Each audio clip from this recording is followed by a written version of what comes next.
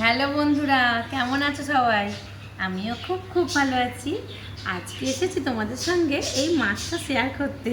আমার বড় মেয়ে বাজার করেছে, দেখো না। ওর মানে এই পমফ্লেট মাছ খেতেও খুব ভালোবাসে, মানে খুব মাছের মধ্যে ওর একটা ফেভারিট। সেই জন্য সাইজটা শুধু একবার দেখো, বুঝতে পারছো? তোমরা ফোনে বুঝতে পারছো সাইজটা? মানে একটা হাতে চেটোতেও ধরেনি, একটুখানি, একদম একটুখানি।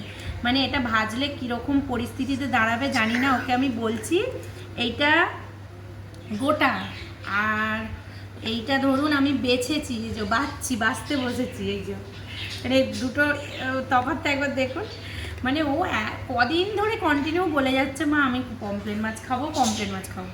তা আমার শ্বশুরমশাই এই ছোটো বলে আনতে চায় না, ও নিজে আজকে বাজারে গিয়ে কিনে এনেছে, বেশ অনেকগুলোই এনেছে। এই যে যেহেতু ছোট ছোট অনেকগুলো না হলে তো খেয়ে পোষাবেই না, সেই জন্য অনেকগুলোই এনেছে। চলো বন্ধুরা, রান্না টান্না করে খাওয়া দাওয়া কখন করবো তখন আবার ভিডিও শেয়ার করব, তোমরা আমার ভিডিও দেখো।